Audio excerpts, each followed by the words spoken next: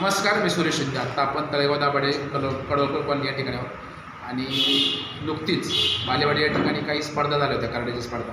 त्यातील काही विजेते स्पर्धक आत्ता आपल्यासोबत आहेत. त्यांचा जो क्लास आहे OSK कराटे क्लास, या ठिकाणी आत्ता आपण आहोत आणि जे मुलं आहेत त्याच्यावर थोडक्यात जाणून घेऊयात. बाळा, तुझं नाव सांग बरं. माझं नाव आता कपूरकर आहे. आणि शाळा कोणती आहे तुझी आणि किती तुला आहेस आत्ता? पाचवी. बरं, आता या ठिकाणी तू केव्हापासून क्लासला आहेस? मी 2 वर्ष झाली क्लास. बरं, आणि कोणत्या कोणत्या ठिकाणी प्रॅक्टिस केली किंवा कोणत्या ठिकाणी फाईट्स केल्या? मी साताराला 2दा गेले. बरं. आणि आता बालवाडी. बरं, साताऱ्याला गेल्यानंतर तुला कोणते मेडल भेटले? साताऱ्याला 2 टुर्नामेंट होते माझे. साताऱ्याला दोन्ही टुर्नामेंटला मला ब्रॉन्झ भेटलं आणि बालावाडीला मला सिल्वर मेडल भेटलं. बरं, आता बालेवाडीला ज्यावेळेस गेली त्यावेळेस किती होते विद्यार्थी समोर, असं काय सांगता येईल का? स्पर्धक किती होते? भरपूर होती तशी. त्यावेळेस कोणती, म्हणजे तुझी काय फाईट्स झाली? तिथं पण फाईट्स झाली का? हो. बरं, तुझ्या समोर जो स्पर्धक होता तो कोणता होता? पण महाराष्ट्राची बरं, आणि किती वेळ झाली तुमची फाईट्स? बरं, तुमचं त्याच्यामध्ये काय म्हणजे विशेष असं काय दाखवलं त्याच्यामध्ये? पॉईंट घेतल्यावर तो दाखवला रेफरीला. बरं, आणि किती वेळ झाली? 1 मिनिटात फाईट झाली तुमची.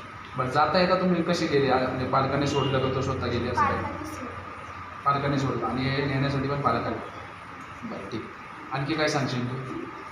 काय नाही, छान होतं. हां. टुर्नामेंट अशी वेगळा अनुभव होता. बरं, तिथे गेल्यानंतर मार्गदर्शन म्हणजे सरांनी केलं का तुम्हीच केलं असं काय? नाही, तिथे सरांनी बसण्याची पण वगैरे कशी सोय होती? बसण्यासाठी पण भरपूर सीट होते. सरांनी पण खूप सपोर्ट केली होती, सांगितलं. फाईटची जी तयारी साधारण केव्हापासून करत होतीस?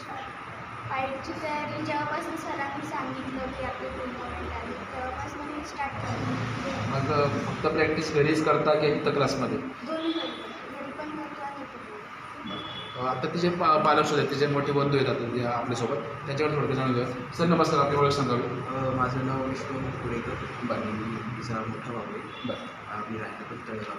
बरं, आता काय सांगाल आता विषयावर तुम्ही?